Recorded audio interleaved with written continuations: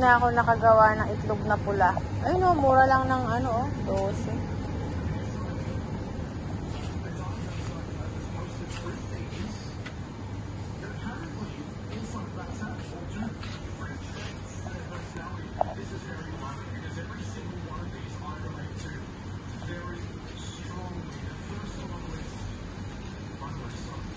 Gagamit ka niyan?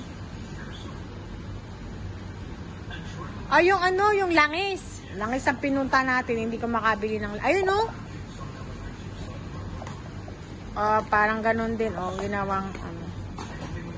Bumili ka ng... Hindi yan, yung argan oil.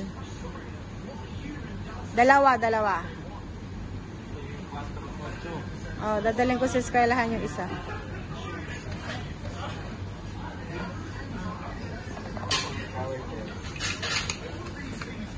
Hindi, meron pa tayo dun. Magkano yan? 7? Ilan? Magkano? Malapit lang naman ito. Tigilan na lang tayo pag natapos.